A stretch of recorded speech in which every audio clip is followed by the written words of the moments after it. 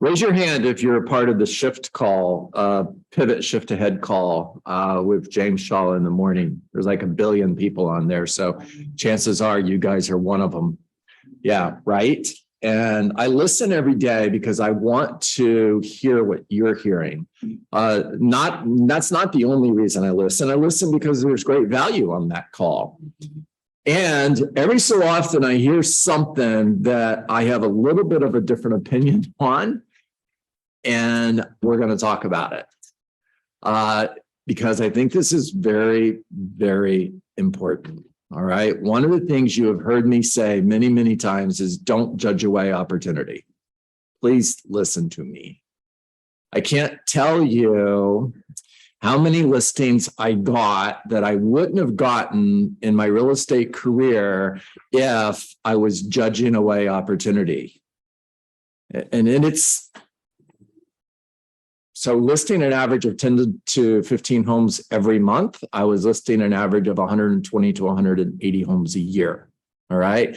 If I said 20% of them came from people who were unrealistic on the phone when I spoke to them, or I didn't feel that they were motivated, and if I was judging away opportunity, I wouldn't have got them. But I did get them because I didn't judge away opportunity. Super important for you guys to hear this. Now, that said, I'm going to talk to you about the importance of pre-qualifying and why you should pre-qualify, and the right way to do this versus the wrong way to do this. All right, page 107. We'll just call this pivot, shift ahead, redo. And we're in the shift book. I'm at the bottom of page 107. In a shifted market, unmotivated or unrealistic sellers can cost you time and money. Okay, I agree 1,000%.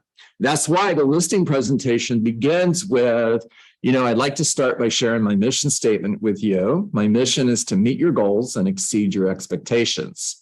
Now, because of that mission statement, whenever I meet with a potential seller, one of three things typically happens, Clarissa.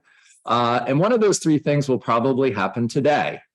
Either number one, they understand and appreciate the benefits that I have to offer, and they hire me, which is awesome.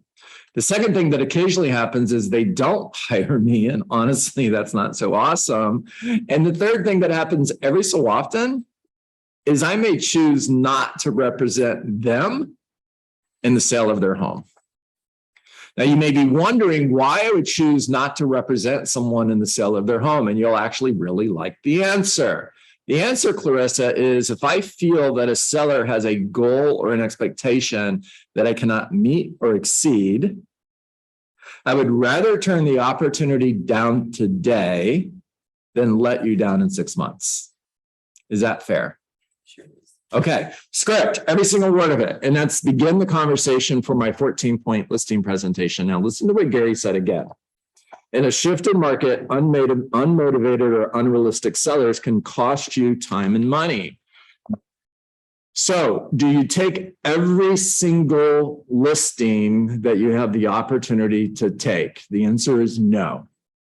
How do you determine if you're not going to take their listing? Simple. They have a goal that cannot be met. Now, it's not a goal that you can't meet. Understand the difference. Because if it's a goal that you can't meet, then that's about you and your lack of skill or ability. It's a goal that cannot be met. That's about them. Or an expectation that cannot be exceeded. That's about them. In other words, they've got a property that is pricing out at $550,000.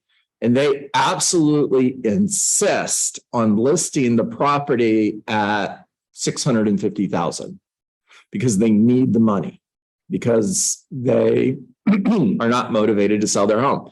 Matter of fact, they'll tell you, if my home sells, awesome, I'm moving. And if it doesn't sell, I'm okay with that too. So this would be one of those examples, Mr. and Mrs. Seller, that I shared with you earlier.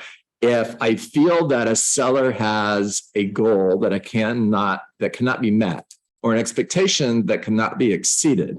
I would rather turn the opportunity down today than let you down. And this is one of those times. So I feel at this point, we're just going to need to part friends. Thank you for the opportunity and goodbye. You're turning the listing down. You don't take every listing. All right. Now, Gary goes on to say the decision as to whether you will take an overpriced listing is really yours to make. When should you take an overpriced listing? Well, simple. If there's less than 30 days of inventory, I've taught you how to do a supply and demand analysis. And if there's less than 30 days of inventory,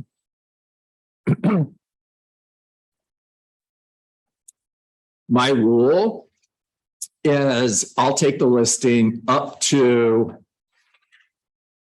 10%, maybe above market value. Meaning if I feel the value of that home is the sale price is somewhere between $490 and $500.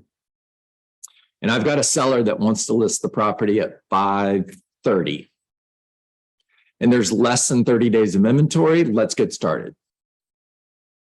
Now, if there's more than 90 days of inventory, then we're listing it at market value and not a dollar more.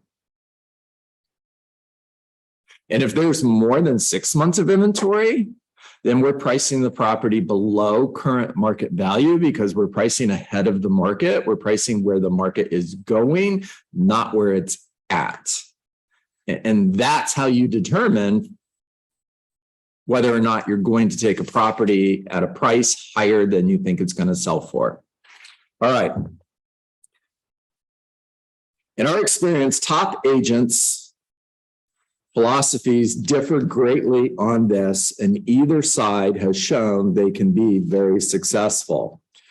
You will want to do more fun pre-qualification and assessment of motivation before you go on any appointments. All right. I'm okay with that if you have more listing appointments than you know what to do with. If your calendar is full of listing appointments and you have lots of listing leads and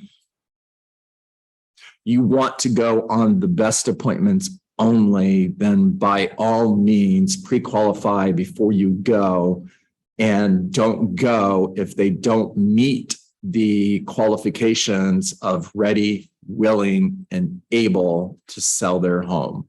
Now, this is a system. Have what I would call a soft interview questionnaire ready before you go on the appointment. Juanita, if I schedule a listing appointment with you for tomorrow at 4 o'clock, part of my script in scheduling that appointment is, Juanita, I'm really excited about meeting with you tomorrow at 4 o'clock. Super excited about helping you sell your home.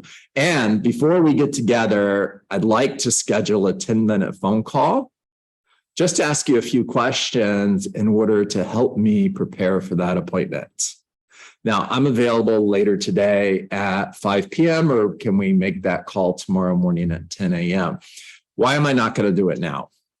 Well, I'm not going to do it now because I'm in lead generation. I've got the appointment and I need to keep smiling and dialing and making calls in order to schedule another appointment.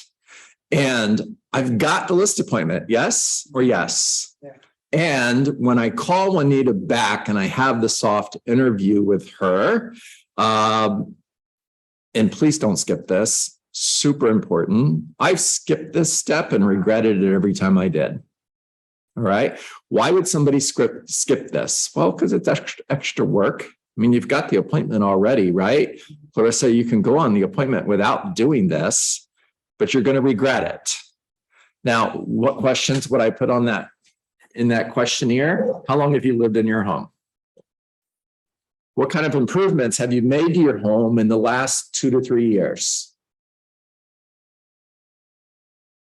How many bedrooms does your home have? How many bathrooms does your home have? What's the square footage, living square footage of your home? Now, all of that information is available to you in tax records. You can pull previous listings.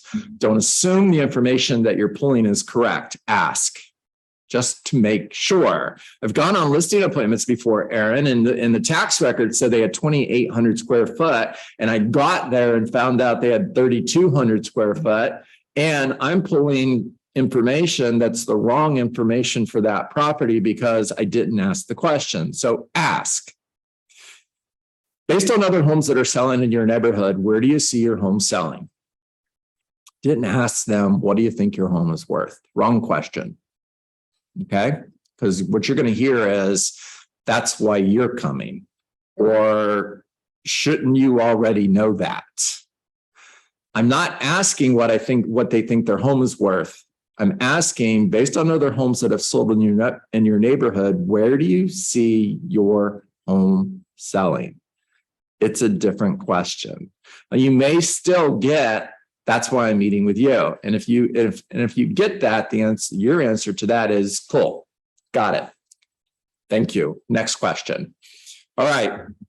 Are you meeting with other real estate agents? If so, am I the first agent? If I'm not the first agent, can I ask a favor? Would you promise me not to make a decision until you meet with me? Have you considered selling your home by owner? It's just a yes or no question. By the way, don't worry that you're going to give them the idea. I've had agents say to me before, John, do you really want to ask that question? You might give them an idea they haven't thought of. They've thought of it. I promise. Ask them. Now, why is that important? Because if you know the answer to that question, then you can proactively address that in your listing presentation and have a problem presentation. We learned that in bold, and take them to pain when it comes to selling their home by owner. In other words, one of the questions that I would ask on a listing appointment if I knew somebody was thinking of selling their home would be, just out of curiosity, what does a great buyer look like to you? Right? What do you think you're going to hear? You're going to hear, remember, sellers go to script school. And you're going to hear somebody that will pay my price or somebody who can afford my home. Your response to that is, I agree. And can I share what a great buyer looks like to me? A great buyer is someone who sold their home yesterday and they need to buy a home in the next 30 days. Or a great buyer is someone who is in town for the weekend to buy a home. Now, Noah, if you were that buyer, are you out driving around looking at for sale by owners, or are you working with a real estate agent like me? They're going to say, I would be working with a real estate agent. Of course you would. Now, Clarissa, if you're the real estate agent who's working with that buyer, are you driving around showing them for sale by owners, or are you showing them homes that are listed by a professional like me? Yeah.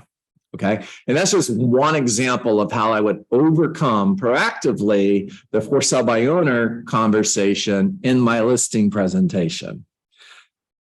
And I'm doing this because they told me they're thinking of selling their home by owner. So let's talk about that. You could have the watch conversation. Have you ever bought a watch? Of course they have. Let's say that you and I are shopping for a watch. We want to buy this watch. We got a budget of $300. And we go to our favorite store and it's being sold by a professional. It's retail. And we find the watch. It's $300. We're going to buy it. And the next day we decide we're going to sell that watch in a garage sale. Are we getting $300 for the watch? No. Yes or no? No. No. Now, at the store, it was being sold by who? Professional. The garage sale, it's being sold by who? The owner. Okay. Next conversation. All right. Another question that I'm going to ask them on a prequal is, when your home sells, where are you moving to? And when they say Tampa, Atlanta, Orlando, Chicago, whatever the answer is, your response is never, that's awesome, because what if it's not? What if they're moving there to take care of a sick parent? Whatever they say, your response to that is, what's in Tampa? What's in Atlanta? What's in Chicago? How soon would you like to get there? You know, on a scale of 1 to 10, with 1 being kind of interested and 10 being super motivated, how motivated are you to get to Tampa, to get to Chicago, to get to Atlanta? Why? Why are you a 10? Now, if I'm asking these questions and I'm hearing unmotivated, unmotivated, unmotivated, unmotivated, this is where I'm going to give you different advice than you got earlier. This is where I'm going to give you different advice than's in this book. Sorry, Gary Keller, I love you. I promise I do. This is based on my experience. Sorry. If you're hearing unmotivated, unmotivated, unmotivated, go on the appointment. Please go on the appointment. I can't tell you how many times they were unmotivated on the phone and motivation changed when I was sitting at the kitchen table. Remember that people will never change their mind, but they will make a new decision based on new information. And how can they make a new decision based on new information if you don't have an opportunity to provide them with new information? Go on the appointment. How many appointments should you go on? Write this down. All of them. Write it down one more time. All of them. One more time. All of them. All right. Talk to me.